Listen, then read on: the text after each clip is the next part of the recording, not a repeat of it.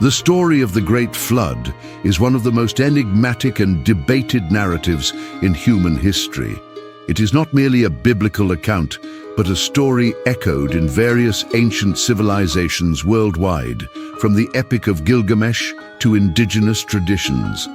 But what truly transpired before the flood? What kind of world existed before this divine judgment? And why did it reach a point where complete annihilation was deemed necessary? According to scripture and ancient Jewish texts, this was a time of extraordinary lifespans, advanced knowledge and supernatural beings. Yet it was also an era of corruption, where fallen angels walked among men, forbidden knowledge was spread, and the Nephilim, giant offspring of divine and human unions, roamed the earth. This world was not just lost to time, it was deliberately erased. Many details of this forgotten era are hidden in apocryphal writings, offering a glimpse into a civilization that defied the divine order. What wisdom was drowned beneath the waves? What warnings does this ancient destruction hold for us today? Join us as we unravel the mysteries of the pre-flood world, its sins, its secrets, and its downfall. If you find this fascinating, don't forget to like, comment, and subscribe. Now, let's step back in time to uncover the origins of humanity and the forces that led to its near extinction. The origins of humanity and the lineages of Cain and Seth. The world before the flood began with Adam and Eve, the first humans created by God. Their children, Cain and Abel, marked the first division of humanity, one devoted to righteousness, the other to rebellion. When Cain murdered Abel out of jealousy, he was cast away, forming a lineage that would drift further from divine principles. Cain's descendants became known for their achievements in craftsmanship, music, and agriculture, but they also embodied moral decay and violence. Among them were Lamech, a man who committed murder and boasted of his violent deeds, and Tubal-Cain, a forger of weapons who contributed to the increasing warfare among men. In contrast, Adam and Eve's third son, Seth, carried forward the spiritual legacy of his father.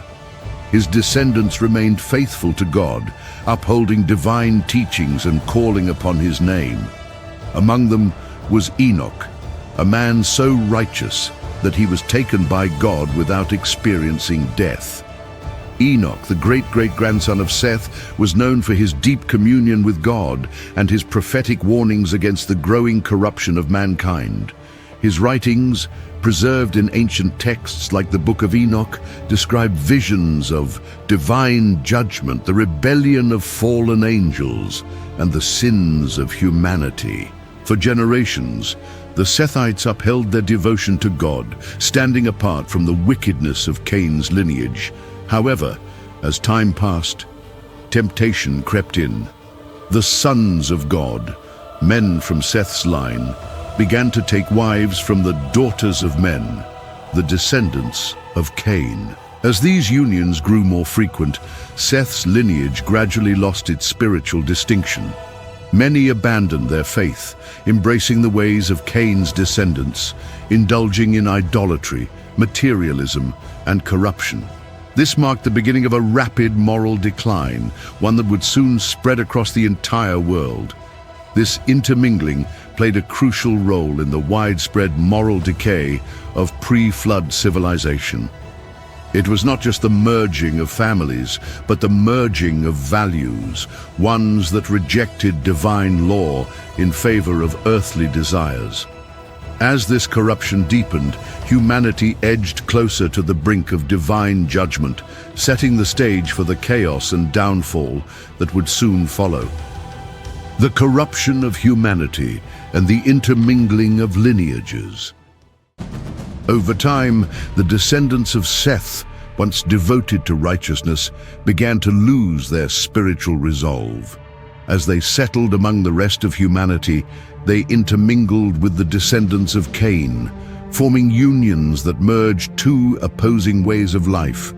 This blending of lineages, described in Genesis 6, led to a loss of spiritual integrity among Seth's descendants. As they embraced the customs and beliefs of Cain's lineage, they drifted further from God's commandments. This intermingling did more than unite bloodlines. It introduced new values and ideologies that conflicted with divine principles.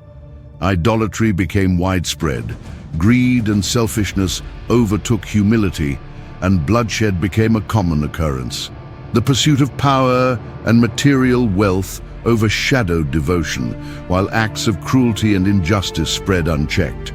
The righteous lineage of Seth no longer stood apart as a beacon of faith. Instead, it became indistinguishable from those who had long abandoned God's ways. As the generations passed, knowledge of God's laws faded, and humanity became consumed by their own desires. Rituals once meant to honor the Creator were corrupted into self-serving practices, and divine wisdom was replaced with human ambition. The once clear distinction between good and evil blurred, and those who still held on to righteousness became a persecuted minority. The decline was not limited to morality. Society itself began to crumble. Communities that had once thrived under principles of justice and cooperation now functioned under dominance and fear.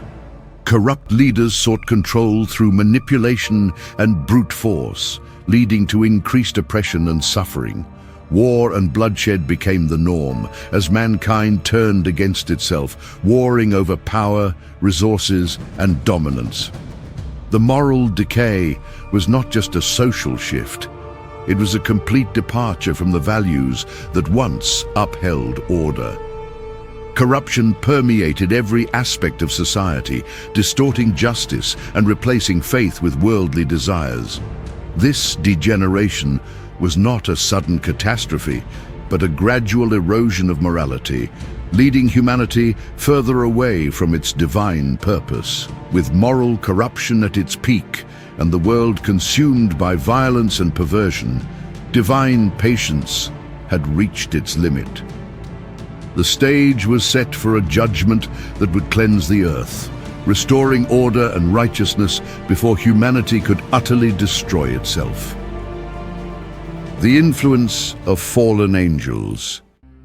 As human civilization descended into moral decay, another force emerged to accelerate its corruption: the fallen angels, also known as the Watchers. According to ancient texts like the Book of Enoch, these celestial beings were meant to observe humanity, but instead they defied divine order and took an active role in shaping human affairs. Led by a powerful angel named Semjaza, they descended to earth and took human wives, an act of rebellion that resulted in disastrous consequences. Beyond their offspring, the fallen angels themselves introduced forbidden knowledge to mankind. They taught sorcery, weapon-making, astrology, and vanity, leading humans further away from God's path. Azazel, one of their leaders, revealed the secrets of metallurgy, enabling the creation of advanced weapons and armor that fueled endless warfare. Others introduced enchantments, charms, and divination, opening the door to widespread occult practices. This knowledge, while granting humans temporary power, only deepened their depravity and hastened their downfall. Additionally, these celestial beings manipulated human minds, fostering a culture of idolatry and false worship. They presented themselves as deities, demanding veneration and sacrifice, further corrupting human spirituality. The once monotheistic reverence for the Creator became polluted with the worship of false gods, paving the way for even greater rebellion against divine law. The fallen angels also twisted natural order, experimenting with creation in ways that defied God's intended design. Ancient accounts speak of genetic manipulations, unholy unions not only between angels and humans, but also among different creatures, resulting in monstrous hybrids. These unnatural abominations spread fear and devastation, further fueling the moral and physical corruption of the pre-flood world. The influence of the fallen angels was catastrophic. turning what was already a corrupt civilization into one beyond redemption. As their dominion over the earth expanded, the cries of the oppressed reached the heavens. The once thriving world had become a battlefield of chaos and despair. The time for divine judgment was drawing near, and the flood was soon to come, a final act to cleanse the world of its defilement. The birth of the Nephilim. As the fallen angels descended to earth and took human wives, their unions gave rise to a race of beings known as the Nephilim. These half-divine, half-human giants were unlike any creatures that had existed before. Towering over men, they possessed extraordinary strength, intelligence, and an insatiable hunger for power. Their very existence defied the natural order, and their presence only furthered humanity's descent into darkness. The Nephilim were not only warriors, but also rulers, establishing great kingdoms and empires. Ancient accounts suggest that these giants demanded worship, positioning themselves as demigods and demanding human sacrifice. They exploited mankind, ruling through fear and violence, erecting monumental structures as testaments to their dominance. Some traditions even suggest that these beings possessed knowledge of advanced technologies and mystical arts, using them to extend their power. Despite their might, the Nephilim were inherently corrupt. Their influence led to widespread bloodshed, war, and oppression. Their appetites were insatiable, consuming vast resources and even, according to some accounts, turning to cannibalism. The land groaned under their tyranny, and the cries of the oppressed reached the heavens. The Nephilim were not merely brutal overlords, they also sought to alter creation itself. Some ancient texts suggest that they engaged in unnatural experiments, corrupting both human and animal life. This defilement of nature further provoked divine wrath, as it threatened to undo the balance established by God. Creatures of strange form and immense power roamed the land, reinforcing the chaos that had overtaken the world.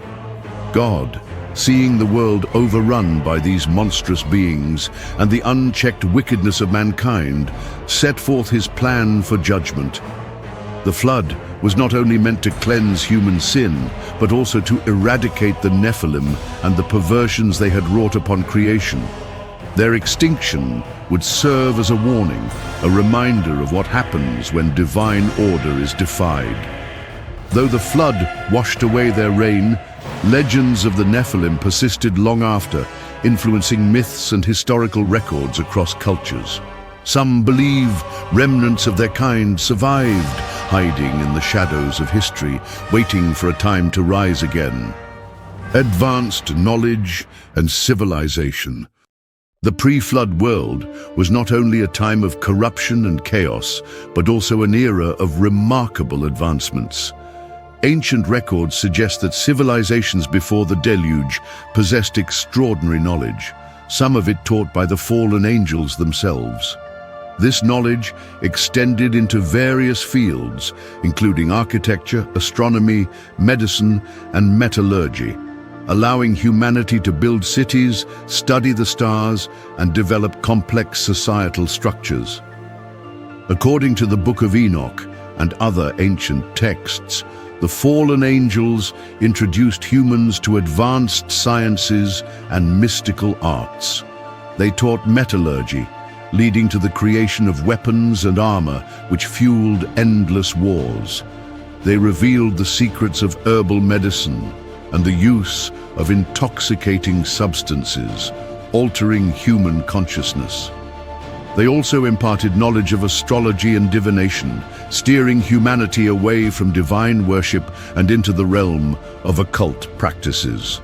The remnants of these great civilizations can be seen in mysterious structures scattered across the world, monuments whose construction still baffles modern engineers.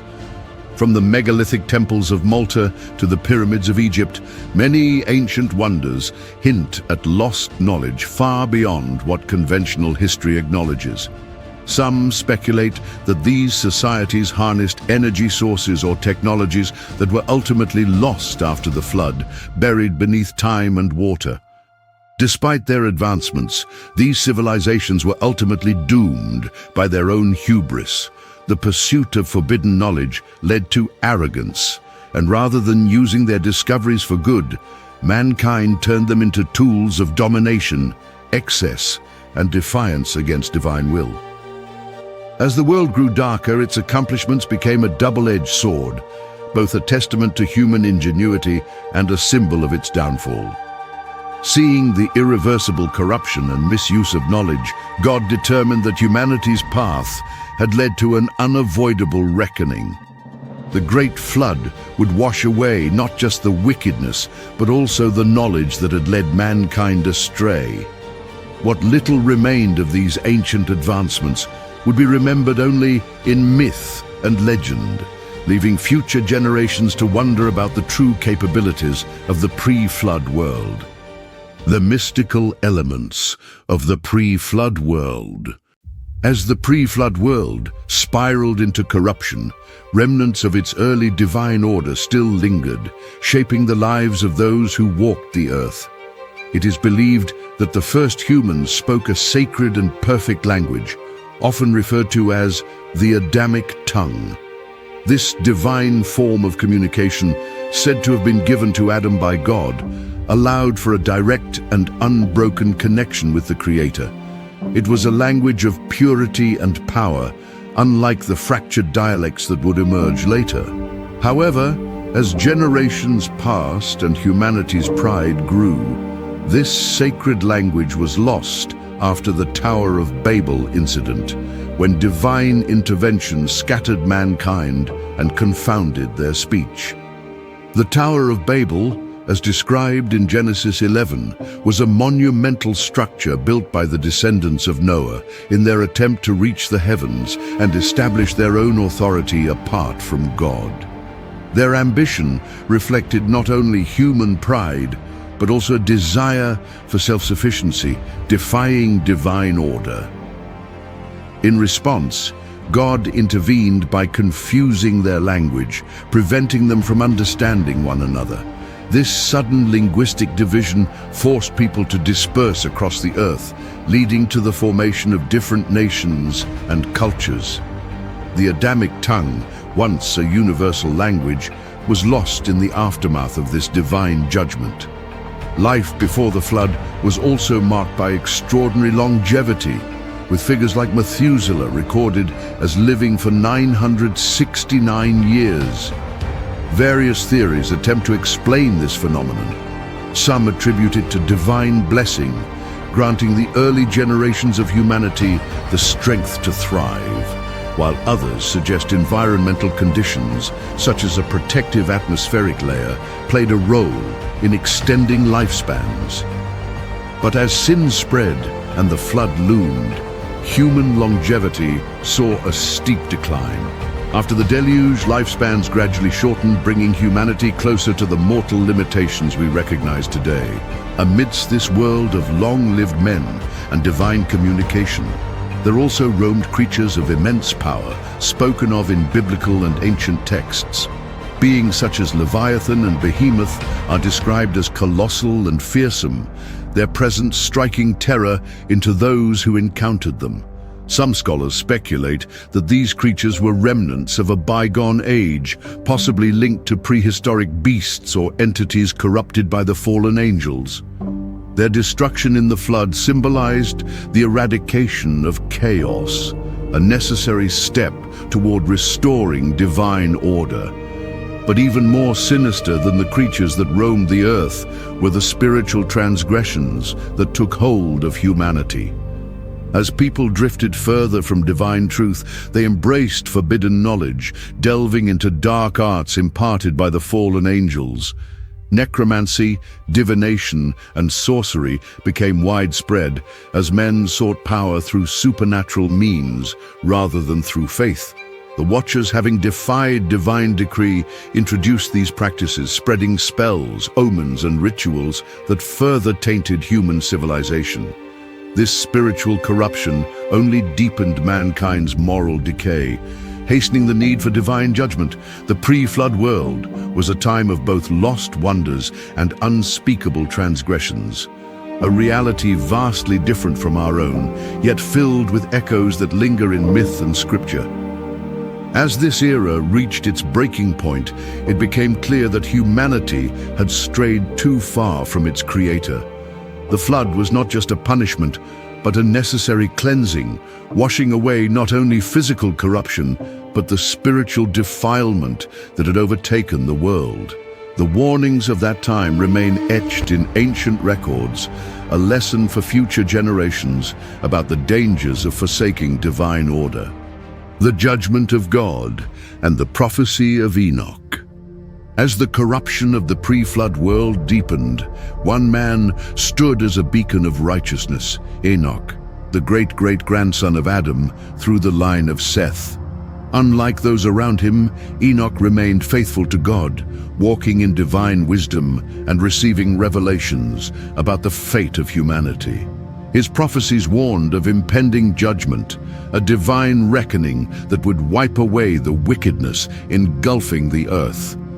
The Book of Enoch details visions of celestial realms, the rebellion of the fallen angels, and the inevitable wrath of God. Enoch foresaw the great flood, a cataclysm sent not just to cleanse the earth of human sin, but to rid creation of the Nephilim and the corrupting influence of forbidden knowledge.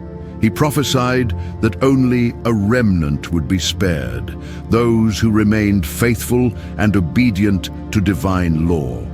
Enoch's teachings did not go unnoticed.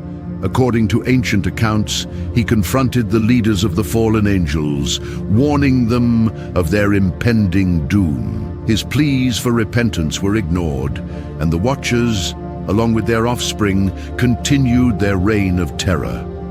Seeing no other way to restore balance, God declared an irreversible judgment. God, seeing that humanity had strayed too far, chose Noah, a righteous man from the line of Seth, to preserve life and ensure the continuation of his covenant. Noah was instructed to build an ark, a vessel that would withstand the coming deluge.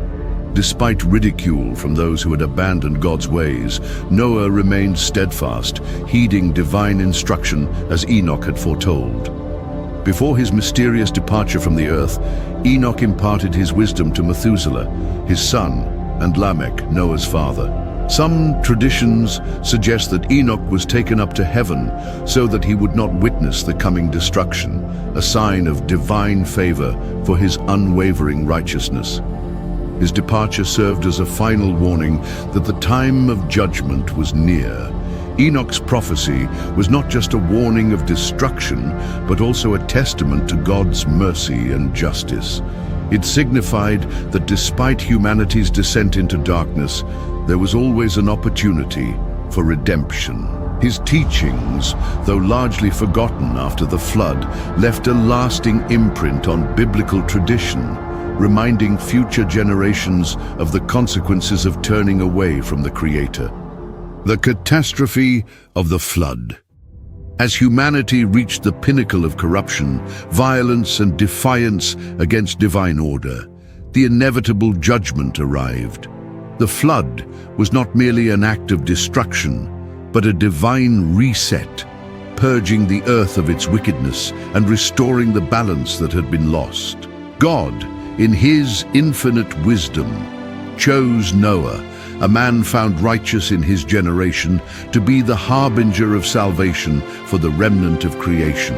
Noah, having received divine instructions, set to work building the ark, a massive vessel designed to withstand the cataclysmic waters that would soon engulf the world. Despite his warnings and tireless efforts, the people around him scoffed, blinded by their own depravity and disbelief. They continued in their indulgences, unaware that their final days were upon them.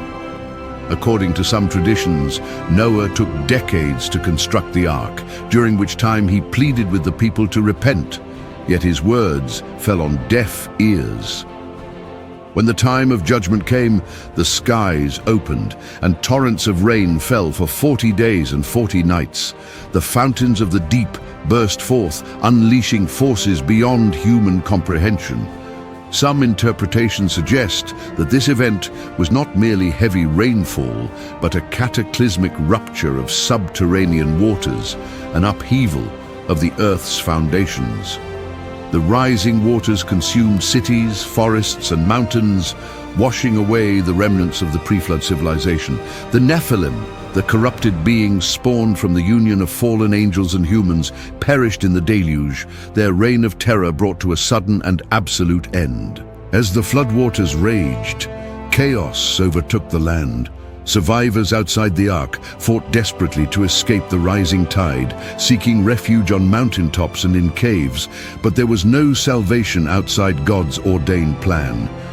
Legends speak of the final cries of those swept away, a harrowing reminder of divine judgment and humanity's fall from grace. Meanwhile, Noah and his family, sheltered within the ark, endured the tumultuous storm, their faith sustaining them through the devastation. For over a year, Noah, his family, and the preserved creatures remained on the ark, adrift in a world that had been entirely transformed. The waters covered the earth for 150 days before they began to recede. When the floodwaters finally diminished, the ark came to rest upon Mount Ararat, marking the beginning of a new chapter in human history. Noah's descendants would go on to repopulate the earth, carrying with them the memory of divine judgment and the responsibility to walk in righteousness. The covenant God established with Noah, symbolized by the rainbow, was a promise that such a catastrophe would never again befall the earth in such a manner. The flood was more than a historical event. It was a turning point, a lesson etched into the consciousness of all future generations. It served as a testament to both divine justice and mercy, reminding humanity that while corruption may spread, the Creator always provides a path to redemption for those who seek it. The echoes of this event remain in the myths and traditions of countless cultures, all bearing witness to a time when the world was reborn through the waters of judgment. The Great Flood was more than a moment of divine judgment. It was a transformation that reshaped the course of human history. As the waters receded and Noah's family stepped onto dry land, they found themselves in a world that had been utterly cleansed of the old corrupt ways. The silence that followed the storm must have been deafening, a stark contrast to the chaos that had just consumed the earth. It was a new beginning, yet the scars of the past remained as a solemn reminder of the consequences of unchecked wickedness and defiance against divine order. Noah, in obedience to God's command, built an altar and offered sacrifices in gratitude for their survival. In response, God established a covenant with humanity, symbolized by the appearance of a rainbow, a divine promise that never again would the earth be destroyed by floodwaters. Yet within this promise was also a warning that humanity must learn from its past mistakes and walk in righteousness, lest it once again invite divine correction. Despite this fresh start, the descendants of Noah would eventually fall into familiar patterns of arrogance and rebellion. The Tower of Babel, the rise of corrupt nations, and the dominance of empires all echoed the sins of the pre-flood world. Human nature, it seemed, was stubbornly resistant to change. Yet, through it all, God's mercy persisted, offering paths to redemption for those willing to seek Him. The flood narrative stands as both an eternal warning and a message of hope. Judgment is real, but so is renewal. The echoes of the flood are found in myths and traditions across cultures, all bearing witness to a time when the world was purged and reborn. The lessons of Noah's time remain relevant today, calling humanity to reflect on its own moral standing and to choose a path that aligns with divine will rather than self-destruction. History has shown us that civilizations rise and fall, often following the same patterns of arrogance and moral decay. But just as Noah and his family were preserved through obedience and faith, so too can individuals and societies find salvation through righteousness. The flood was not the end. It was a reset, a second chance for humanity to build upon the foundation of divine truth. The choice to heed its lessons is one that each generation must make for itself. What are your thoughts on the significance of the Great Flood? Do you see parallels in today's world? Share your reflections in the comments below, and if you found this discussion insightful, don't forget to like this video and subscribe to the channel for more explorations into biblical history and ancient mysteries. Yet one must ask, were the giants truly wiped from existence after the Great Flood? Whispers from the past suggest otherwise. And among those whispers, one name resounds with unsettling clarity: Goliath of Gath. The story of Goliath and David. The battlefield stretched across the valley of Elah, dry and cracked under the scorching sun. On one side stood the army of Israel, their ranks tense, hands gripping their weapons with uncertainty. On the other, the Philistines, roaring with confidence. And at the center of it all, towering above every man in sight, was Goliath of Gath. He was a monster of a man. According to 1 Samuel 17:4-7, he stood 6 cubits and a span, nearly 10 feet tall. His body was encased in a bronze coat of mail, weighing over 5,000 shekels, about 125 pounds. His legs were covered in thick bronze greaves, and a massive javelin rested across his back.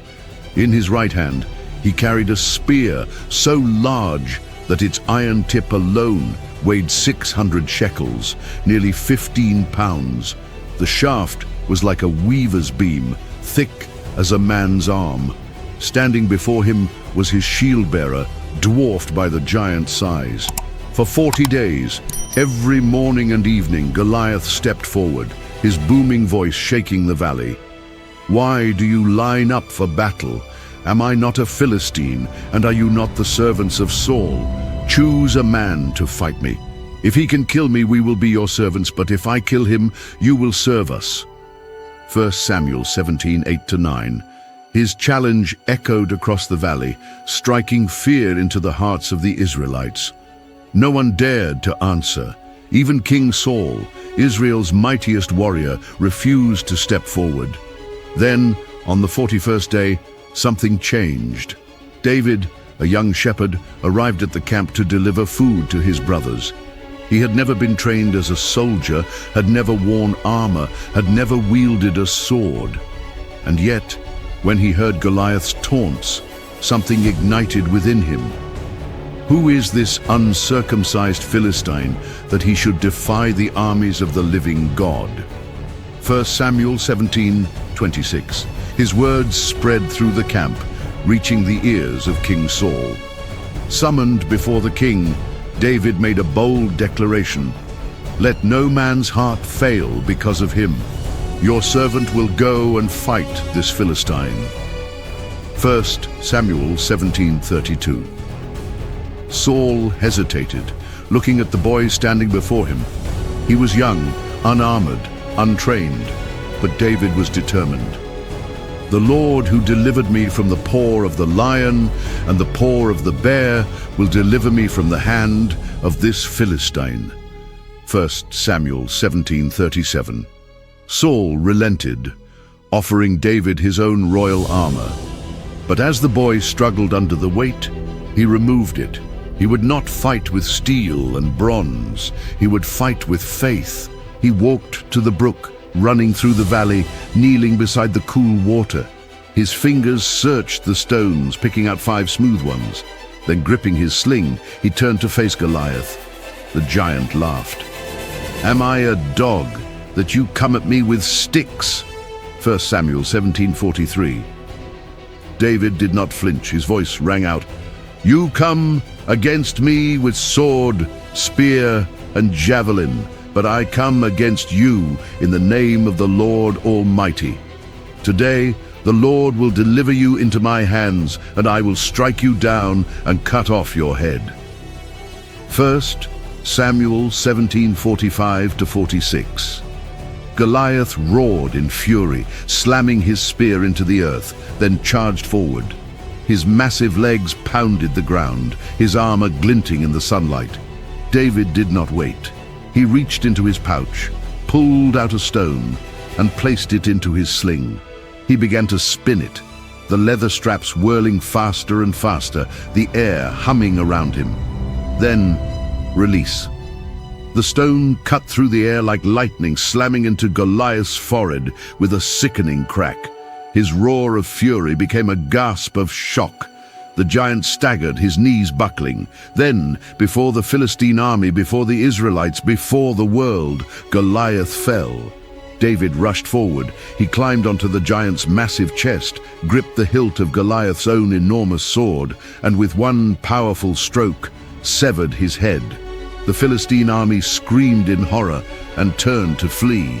The Israelites, emboldened by the impossible victory, pursued them in triumph. The great Goliath of Gath, the terror of Israel, was dead. But the story didn't end here. The brothers of Goliath's death was a turning point. But it was not the end of the story, because Goliath was not alone. He was not the last of his kind. His fall may have signified Israel's triumph over the Philistines, but it did not erase the lingering presence of giants from the biblical narrative. The Bible reveals that Goliath had brothers, other warriors of immense size and strength, each meeting their fate at the hands of David's men. This suggests that Goliath was not a lone anomaly, but rather a member of an enduring bloodline of giants, one that had survived for generations despite the catastrophic events of ancient history. 2. Samuel 21:15-22 recounts the battles against these giants, revealing at least 4 other warriors of colossal stature. Ishbi-Benob, armed with a spear whose bronze head alone weighed hundreds of shekels, he sought to kill King David, but was slain by Abishai. Seth, a fearsome giant who fell to Sibbecai the Hushathite, a nameless warrior, a giant with 6 fingers on each hand and 6 toes on each foot, defeated by Jonathan, the nephew of David. Lami, described as Goliath's brother, he was struck down by Elhanan. These were not myths or exaggerations. The biblical record treats these battles as historical events, not allegory or legend. If Goliath was merely an abnormally large man, why were there others like him, all hailing from the same lineage? Why was Gath, the city of Goliath, home to a known race of giants? The Philistines were fierce warriors, yet they were never known for producing giants. And yet, in Gath, they were not only present, but feared. Could this be an anomaly of nature, or was there something more to their bloodline? Some scholars propose that these giants were not purely Philistine, but rather remnants of an older, nearly extinct race, one with roots stretching back to a time before the flood of Noah. The Book of Numbers, 1332-33, provides another clue regarding the persistence of giants. When Moses sent spies to scout the land of Canaan, they returned with a terrifying report. The land we explored devours those living in it. All the people we saw there are of great size. We saw the Nephilim there. The descendants of Enoch come from the Nephilim. We seemed like grasshoppers in our own eyes, and we looked the same to them. The Anakim, mentioned in this passage, were direct descendants of the Nephilim, their immense size and power striking fear into all who beheld them. So who were these Nephilim mentioned in the scriptures? The answer can be found in the Book of Genesis and the Book of Enoch, which provide deeper insights into the origins and fate of these ancient giants. Is Goliath a Nephilim? The Bible speaks of a race of giants known as the Nephilim, beings of immense strength and stature, said to be the offspring of fallen angels and human women. Their origins are described in Genesis 6:1-4. When men began to multiply on the face of the earth and daughters were born to them, the sons of God saw that the daughters of men were beautiful, and they took wives for themselves. The Nephilim were on the earth in those days, and also afterward, when the sons of God came to the daughters of men and had children by them. They were the mighty men of old, the men of renown. These were not ordinary humans. They were feared as supernatural warriors, possessing abilities beyond human limits. A key enigma in this passage is the phrase, the sons of God. Who exactly were they? The traditional interpretation suggests they were fallen angels, but some argue they could have been ancient rulers or another group of divine beings. The Book of Enoch, a non-canonical text that expands upon the Nephilim's origins, provides a darker explanation. According to Enoch, 1 Enoch 6 through 7, a group of 200 fallen angels, known as the Watchers, descended upon Mount Hermon, taking human women as their wives. These unions produced the Nephilim, giants of terrifying strength and brutality. The book describes how these giants ravaged the earth, consuming everything in sight, even turning to cannibalism when food became scarce. They were so powerful and so corrupt that the entire earth became unlivable under their rule. Their actions were so horrifying that even the fallen angels who'd created them could not control them. This is what ultimately led to God's decision to send the flood, not just to punish humanity for its wickedness, but to cleanse the earth of these abominations. But if the flood wiped them out, how did giants like Goliath and his brothers appear centuries later? One theory suggests that the Watchers' influence never truly disappeared, that after the flood, their spirits continued to roam the earth, corrupting new generations. Some believe this could explain the presence of the Rephaim, a race of giants mentioned throughout the Old Testament, feared for their incredible size and power. These beings were associated with ancient warrior clans and were considered nearly unstoppable in battle. The Book of Jubilees, another ancient text, also speaks of Nephilim blood persisting beyond the flood. It describes how some of the Nephilim spirits became demons, wandering the earth, while their physical descendants still roamed among men. Some interpretations suggest that these lingering bloodlines were responsible for the emergence of later giants, such as those seen in Canaan and Philistine territories. If Goliath was indeed a descendant of the Nephilim, then history must be rewritten. It would mean that the influence of the fallen angels, the Watchers, never truly disappeared. Their legacy, whether through corrupted bloodlines or lingering spiritual forces, might still be shaping the world in ways we have yet to understand. If the stories of Goliath and his brothers weren't enough to convince you of the return of the Nephilim after the Great Flood, then the next section will delve into pagan folklore to see if the Nephilim existed beyond the Bible. Nephilims in pagan stories. In ancient Greece, the Titans were described as massive, godlike beings who ruled before being overthrown by the Olympians.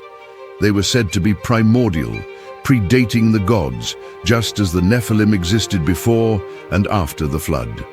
Even more disturbingly, the Gigantes, another race of giants, waged war against the heavens in the Gigantomachy, mirroring the rebellion of the Nephilim and the Watchers.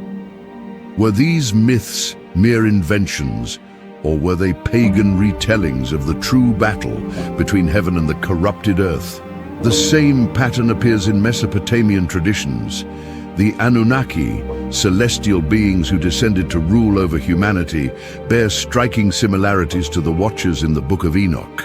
Some accounts even describe them as massive, semi-divine rulers, echoing the Nephilim. The Epic of Gilgamesh, one of the oldest recorded myths, describes its hero as a giant, part human and part divine, much like the Nephilim, and his story even contains a great flood, further connecting these legends to biblical history. In the Norse traditions, the Jötun were chaotic giants, enemies of the gods, destined to wage war at the end of time. This mirrors the biblical concept of the Nephilim as destroyers of order, leading humanity into darkness. Even in Hindu mythology, the Rakshasas, shape-shifting giants known for their strength and cruelty, serve as another reflection of the same ancient story. Legends of giants exist even in the Americas. The Paiute people tell of the Tekar, red-haired giants who terrorized their ancestors before being wiped out. The Aztecs and Mayans also spoke of a race of giants who ruled before the current age of man, only to be destroyed by, guess what? A great flood. These global accounts follow the same pattern. Giants emerge, they spread destruction, and they are eventually wiped out, just as the Bible describes. The uncanny similarities between these myths cannot be ignored. Every civilization remembers a time when giants walked the earth, beings who were stronger, taller, and more powerful than ordinary men.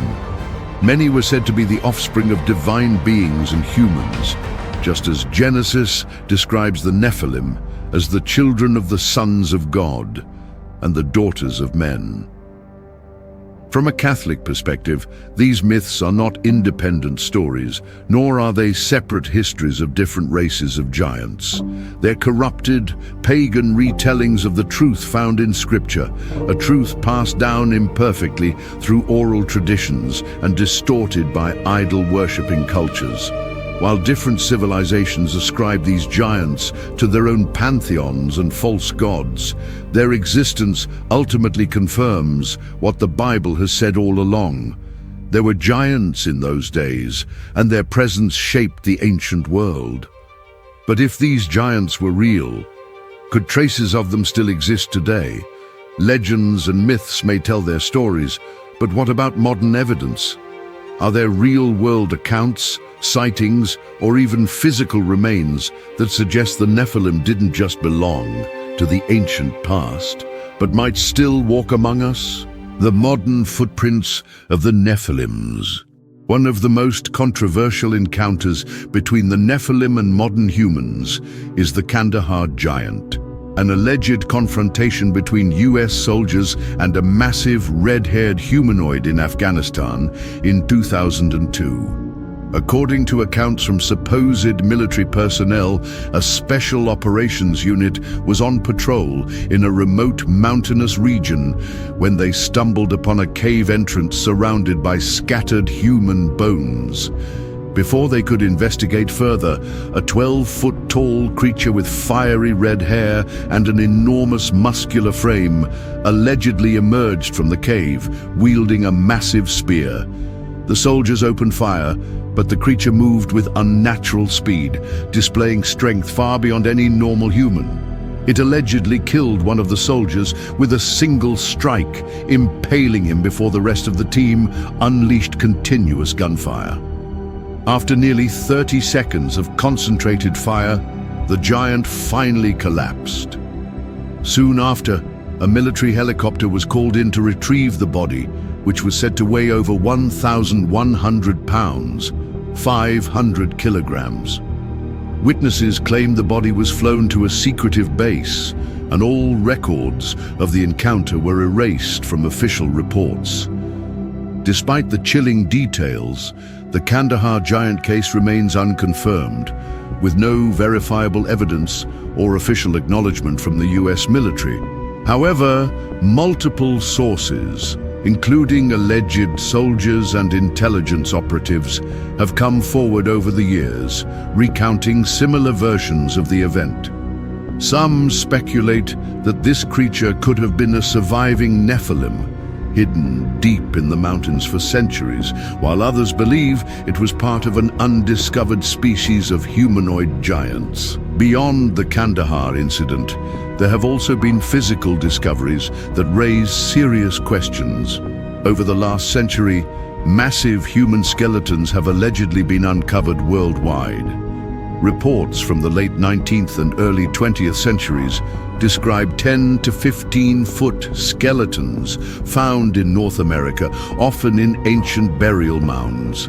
Some of these discoveries were even published in newspapers, but many of the remains mysteriously disappeared, leading to speculation that institutions like the Smithsonian Institution suppressed the evidence. In 2013, researchers in Ecuador unearthed a giant human femur, suggesting a person at least 7 to 9 feet tall. Similarly, in 2018, a team in Bulgaria discovered what appeared to be a human skeleton of extreme size buried in ancient ruins. Scientists attributed some cases to gigantism, but could such a high concentration of remains indicate something more? DNA analysis has also produced unexpected results. In Peru, elongated skulls, far larger than any known human deformity, were tested, revealing mitochondrial DNA with unknown origins. While some claim these could be evidence of genetic anomalies, others speculate they might be remnants of an ancient non-human species. Despite the growing number of discoveries, official explanations remain vague, and skeptics often dismiss them as hoaxes or misinterpretations. There is an undeniable truth that if the Nephilim do exist, it would be one of the greatest confirmations of our faith. Would it not serve as a powerful testament that the scriptures have always spoken the truth? For centuries, skeptics have dismissed biblical accounts as mythology or exaggerated folklore. Yet the existence of the Nephilim, whether in ancient times or in hidden corners of the modern world, would provide undeniable proof that the events described in Genesis were not mere allegories, but records of a forgotten age of giants and divine intervention. Imagine the implications. If these beings once walked the earth, would that not reinforce the reality of the Great Flood, the Watchers, and the supernatural battles described in the Bible? Would it not shatter the narrative that modern science and history have tried to construct? A world in which the supernatural is dismissed and faith is seen as outdated. Perhaps the Nephilim's survival is not just a mystery of history, but a test of faith, one that challenges us to open our eyes and recognize that the Bible's words are more than just ancient stories. They are truth. What do you think? Could the Nephilim have survived into the modern era, or are these reports merely legend? Share your thoughts in the comments, and if you enjoyed this discussion, don't forget to like, subscribe, and turn on notifications for more explorations into history's greatest mysteries.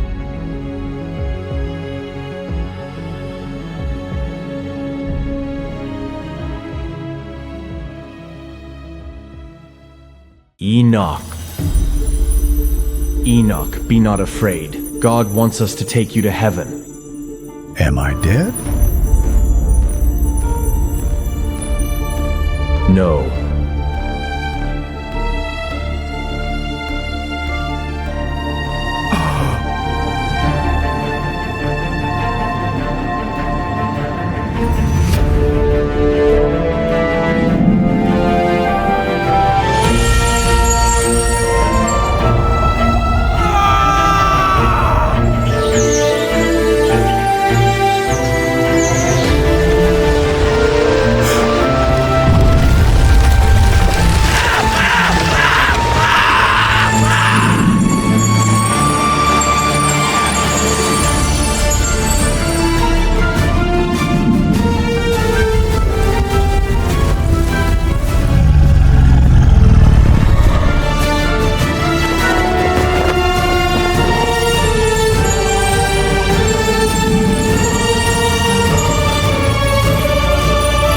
Enoch.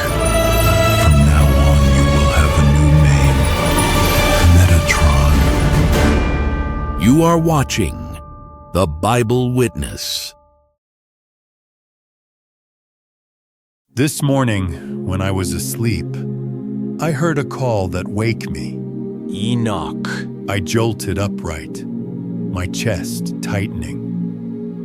My breath caught, and I stared, unable to speak. Two angels are standing right before my eyes. Enoch, be not afraid. God wants us to take you to heaven. Am I dead? No. God wants us to show you 10 levels of heavens and will bring you back. I let go of the breath I didn't know I'd been holding. My shoulders dropped. Something eased in me. Remember to take me home before lunch, okay? Then our journey begins. The wind whispered against my skin as we rose into the morning sky. The angels grasped me firmly. I look up, as they did, toward a brightness that seemed to be calling my name. Below us, clouds stretched endlessly, a soft ocean beneath the sky.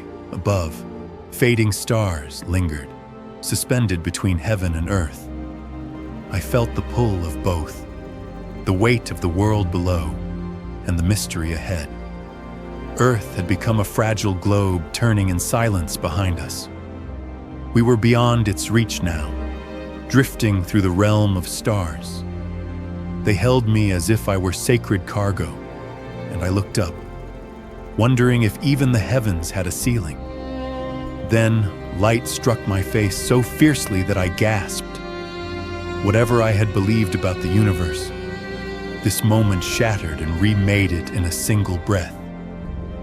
There it was, a swirling mass like a black sea, yet inside, an ocean glistened beneath a blue sky. Clouds circled like a crown. This was no abyss. This was a gate.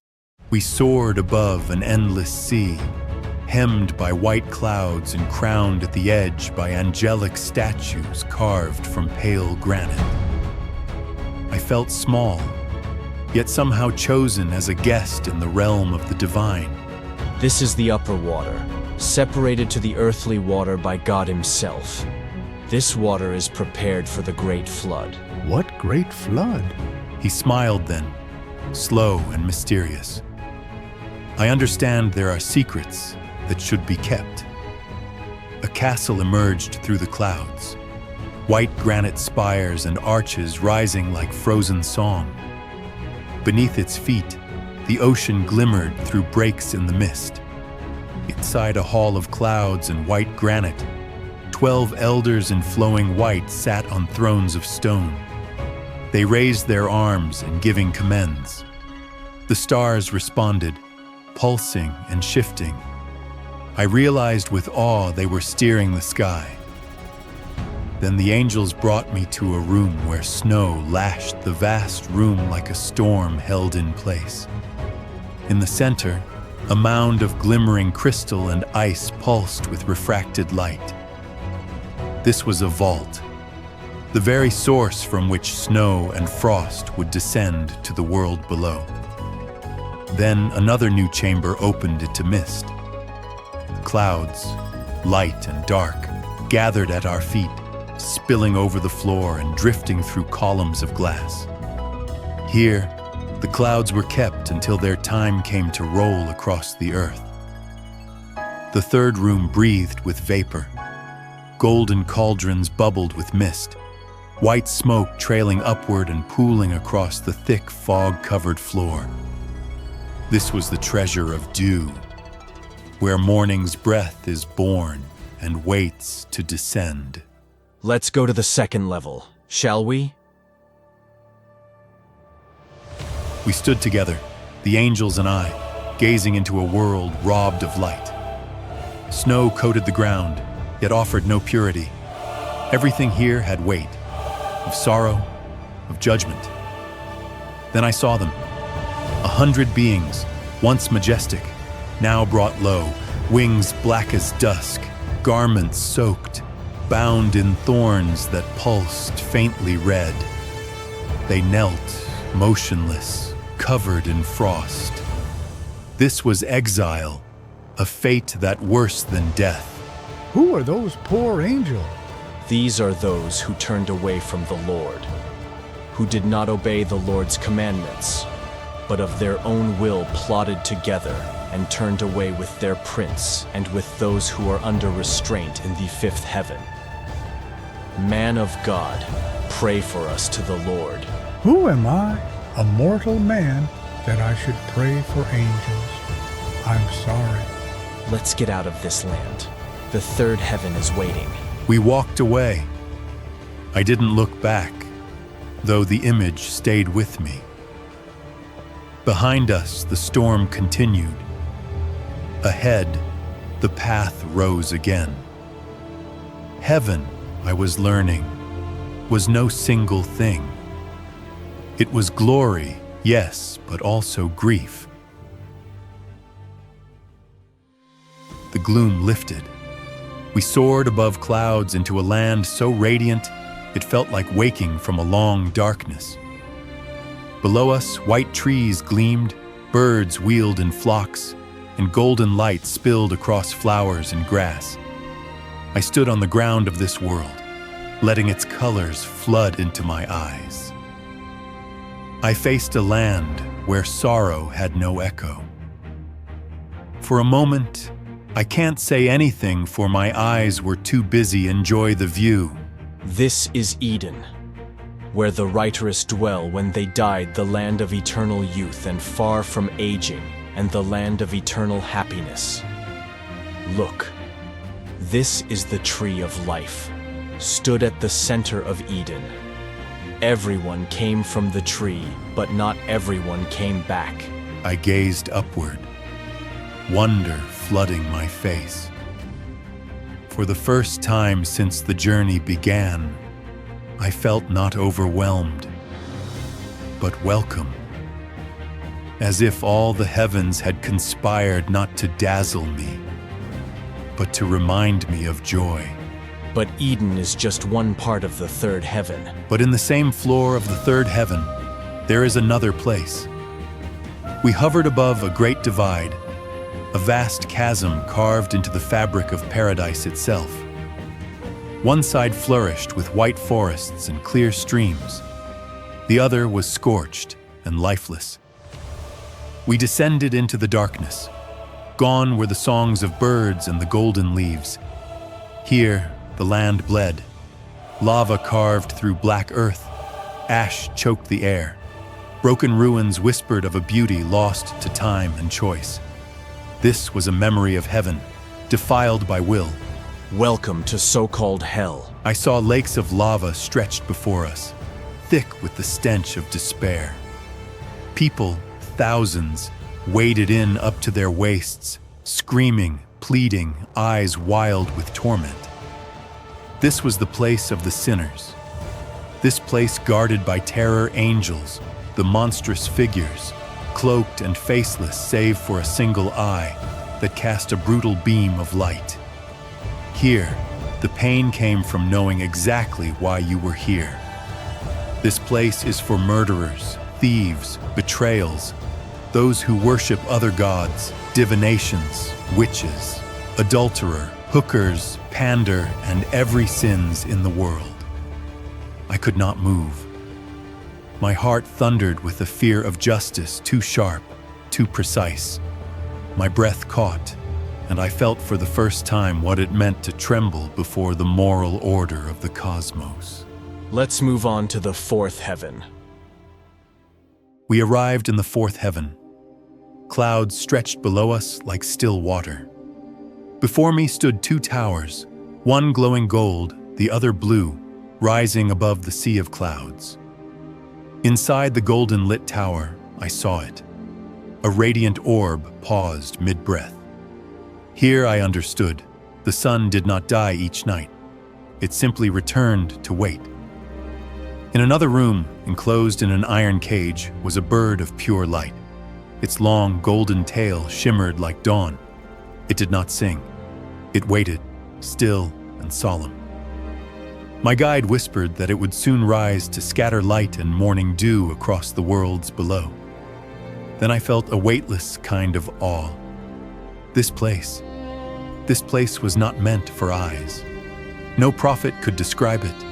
No painter could capture it. Then we crossed into the other tower, And there I beheld a second orb, the moon, serene and glowing with quiet blue.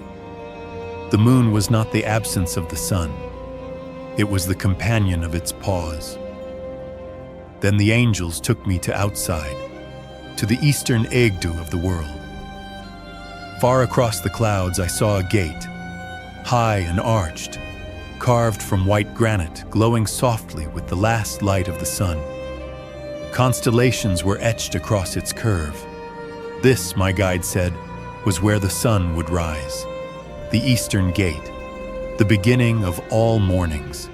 And on the other side of the world, under the moon's tender gaze, was the twin gate, adorned with moonlight and stars. This was the western gate, where the moon would enter as the day gave way to night. They were doors of rhythm, not finality. Let's move on to the fifth heaven. The fifth heaven is even hotter than when I stand at the room of the sun. As the wind pulled away the veil of sand, I saw them, a legion of armored beings standing motionless, their black capes stiffened by centuries of dust and heat. The desert clung to them.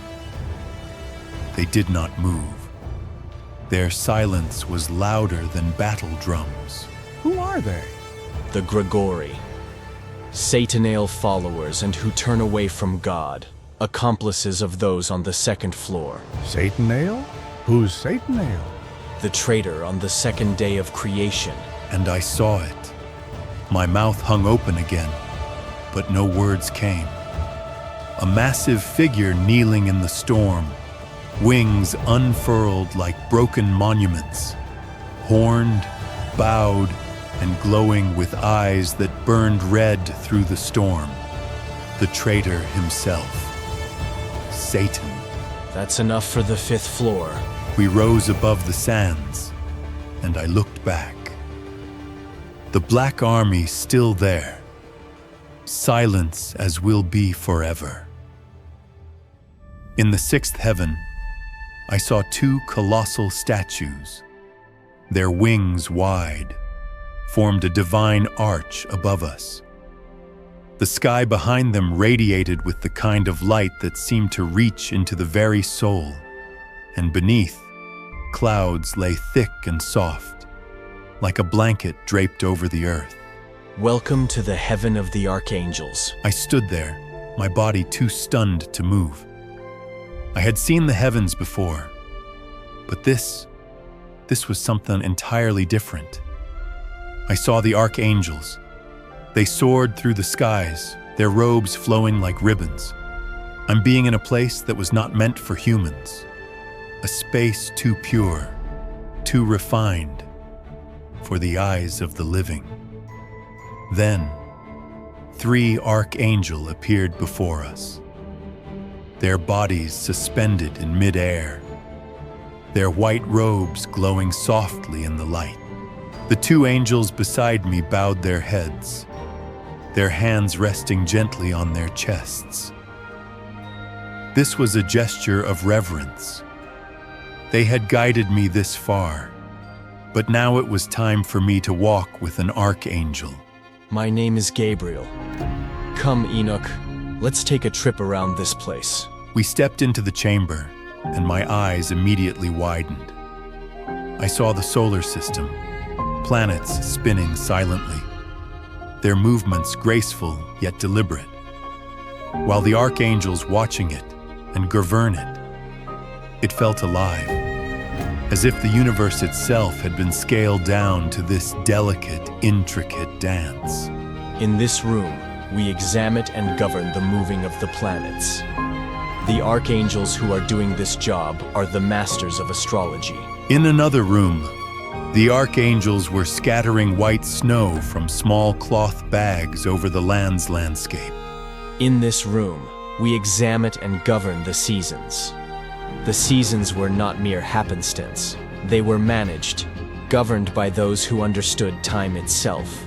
We moved to another room standing in the ocean, guiding the water with their hands, controlling the very flow of rivers. The waves, gentle and calm, bent to their will. And in this room, we examined and governed the oceans and rivers. It was not just water we governed, but the very essence of life, the forces of nature that shaped everything on Earth. This is incredible. But the next room is the most important of all. In this room, we examine human. Everything they do, in every corner of the world. We saw them all, but we don't govern them. Not like the planets or the seasons or the ocean. God gives human free will. A strange unease creeping into my heart. The truth hit me hard. Humanity was not just part of the natural order. We were being monitored, analyzed, and studied by those who had the power to shape the very universe. Then we write down everything and sent them to God.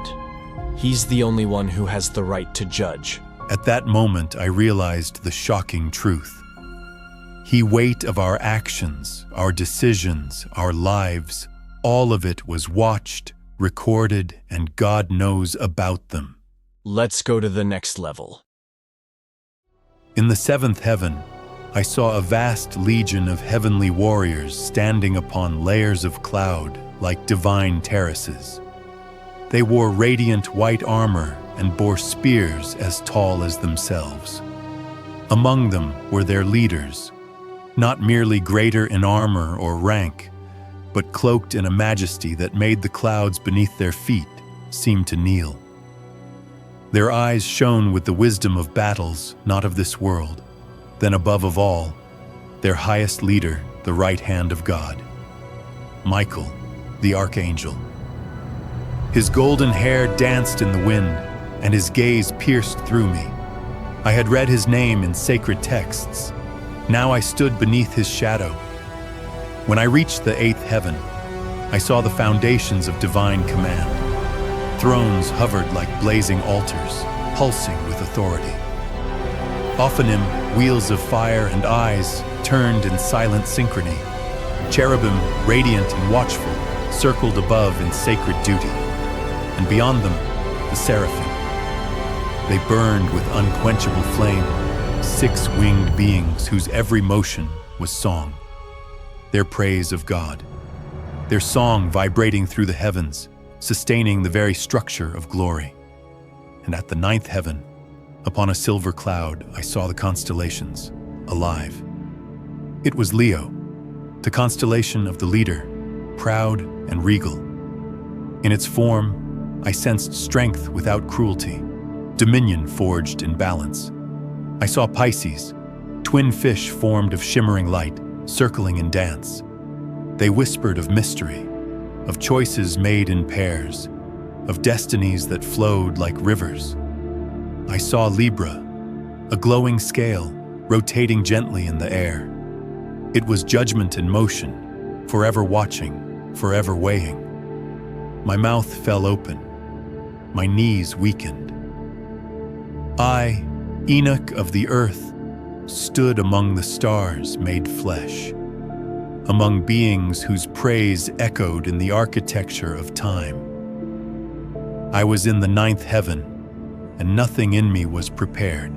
Are you ready? Ready to what? To meet God. As I reached the final height, the clouds beneath my feet turned into a sea of light, and before me stood the throne. A radiant being cloaked in pure light sat atop it, ungraspable to the eyes. The brilliance emanating from him blurred all form, and I knew this was him my breath caught. I could feel my face awash in divine gold, the heat not burning, but overwhelming in purity. I could no longer feel my body, only the trembling awe of being seen. Tears escaped me without command. I, a speck of dust, dared to behold the center of all. I took a step forward. The light surged around me, yet instead of blindness, I felt clarity. He welcomed me, and yet I felt as though he watched every inch of me. I sobbed. Not from pain, but from the unbearable beauty of being in his presence. Did you enjoy your trip through the 10 heavens? I could not speak. My lips moved, but it was my soul that answered. The tears kept coming, and still I cried. No shame in it. For what else can a man do before the Almighty but weep? My body lowered on its own. Knees met cloud, shoulders shivered. I bowed, not just in reverence, but in total surrender. He watched, silent, and yet that silence thundered more than 1,000 trumpets. I looked up again through teary eyes and found a quiet strength rising in me, not pride, obedience. There I stood, utterly alone, yet not abandoned, surrounded by light, but never more seen. You have a mission to do. Write down everything you have seen and every story you will hear. My body collapsed. I pressed my forehead to the glowing ground. My hands clenched in prayer. I understood now. This was never about seeing. It was about remembering. Yes, I will do, Lord. I had returned, no longer the same man who once walked the earth, but now a vessel carrying heaven's burden. I started to write as the command of God, each stroke echoed with the voices of angels and the songs of stars. Every parchment was a bridge from heaven to earth. My hand moved on its own, steady, guided by memory more divine than mortal. The revelations poured forth like water from a sacred spring. Days passed. The sun moved across the sky. Yet I remained at that table, captured in silence, lost in a task that no man before me had dared undertake. When I almost finished the book, a guest came to me. Suddenly the door opened, and I knew. Gabriel had returned. I turned, startled. My hand froze, the quill trembled. My heart knew him before my eyes did. He extended his hand in companionship. I placed the quill down. Heaven was calling again. Together, we came back to heaven. Gabriel walked beside me, and I felt whole. My duty on earth has finished. It's my new duty on divine. Once again, I found myself in the midst of heaven's brilliance. The light gathered at my feet, not as greeting, but as recognition. I was no longer only a visitor. He waited for me. His gesture was simple, yet it moved the axis of my soul. Gabriel bowed before him. I understood something would change. Gabriel handed me the scroll and pen. I looked down at it. The feather trembled between my fingers. What more was there to write? What could be greater than what I'd already seen? Enoch. I'm listening. From now on, you will have a new name. Metatron. Metatron? The light fell upon me like a mantle of destiny. My robe began to change, and the winds carried a divine hum. I felt myself unravel and reweave into something no longer mortal. My eyes can see more things than mortal's eyes can see. My skin shimmered with celestial metal, and within me, a current pulsed with eternal memory. From my back burst forth wings of light, stretching with silent majesty. I tremble. I'm ready. Listen to the first command. From now on, you will no longer be a mortal. You will sit on the throne with me at the right hand of eternal light. I knelt, one knee pressed to the cloud floor. My hand rested over my heart. The scroll and feather pen now felt like instruments of law, not literature. You will write down everything I command you, everything that happens in the heavens. You will keep all my secrets, things that have never been spoken since the beginning of time. I will remember every word. You will be the greatest of angels, the scribe of the words of the Most High. I stood, my wings unfurled fully, and I held the scroll close. I was no longer Enoch. I was something the stars themselves had awaited. Metatron, witness and wordsmith of heaven. I stood alone atop the world, where the heavens kissed the peaks and the clouds drifted like silent witnesses beneath my feet. Light poured from behind, embracing me not as a man, but as one reborn. I had become the silence that once asked the questions. Somewhere beyond, the stories yet unwritten awaited me, and I would bear witness to all. Every line I would write carried the breath of eternity. And so I stood, no longer merely a man, but the scribe of the divine, alone atop the world, bearing witness to heaven's secrets and cradling eternity in his hand.